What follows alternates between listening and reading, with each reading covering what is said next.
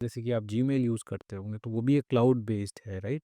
सो आप फिजिकली कुछ चीज़ स्टोर नहीं कर रहे हो, आप सारा का सारा इंफॉर्मेशन इंटरनेट पे स्टोर कर रहे हो क्लाउड बेस्ड। सो लाइकवाइज ये लोग बिजनेस सॉल्यूशंस प्रोवाइड करते हैं कंपनीज को। सो उसको ये क्लाउड बेस्ड सॉल्यूशन बोलते हैं, ठीक है। दूसरी चीज़ हो गई हार्डवेयर। अब हार्डवेयर में आपको समझना पड़ेगा कि हार्डवेयर क्या होता है। फिजिकल हार्डवेयर है ये, कंप्यूटर से रिलेटेड। सो सर्वर्स हो गए, नेटवर्किंग इक्विपमेंट्स हो गए, पेरिफेरल्स हो गए, ये सारी चीज़ें हार्डवेयर में आती है। अब आईटी सर्विसेज में बेसिकली ये हो गया कि अच्छा, किसी कंपनी के लिए आपने कंसल्टिंग कर ली, या फिर आप उनको मेंटेनेंस कॉन्ट्रैक्ट में आप उनकी सर्विसेज कर रहे हो, या उनकी सिक्योरिटी देख रहे हो टेक्नोलॉजी की। तो ये सारी चीज़ें सर्विसेज सेक्टर आईटी सर्विसेज में आती है। तो ये 3 इनके प्राइमरी सेगमेंट्स हैं, ठीक है।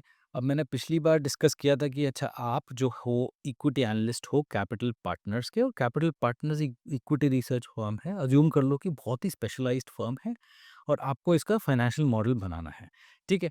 नाउ स्टेप नंबर 1 वाज़ कि आपको डेटा कलेक्शन करना था, जो हमने ऑलरेडी करके दिया हुआ है, राइट? आप अगर देखोगे, अगर इस टेम्पलेट में, तो ये सारा डेटा, हिस्टोरिकल इनकम स्टेटमेंट, ये डाला है, राइट? आपको डालना पड़ेगा। अगर आप किसी नई कंपनी जैसे स्विग्गी या मैकडॉनल्ड्स का अगर आप फाइनेंशियल मॉडल बनाने वाले हो, तो सबसे पहले आपको यही काम करना होगा, कॉपी पेस्ट। अब ये बोलोगे गधे मजदूरी वाला काम है, वो लेकिन ये आपको करना पड़ेगा, इसी से आप सीखोगे। आपको ये करते करते ही समझ में आएगा कि भाई कॉपी पेस्ट का इम्पोर्टेंस इसमें कितना ज़्यादा है।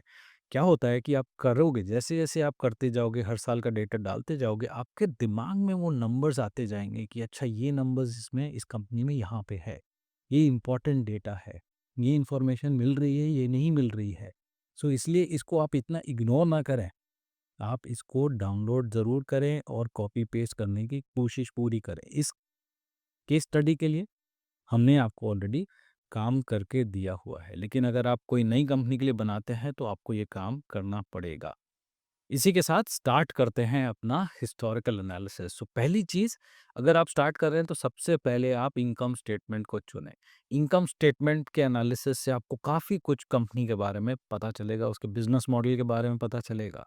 तो let's start with income statement. अब इनकम स्टेटमेंट में स्टार्ट करना है तो कहाँ से स्टार्ट करोगे आप? आप स्टार्ट करोगे top line number. Top line क्या होता है?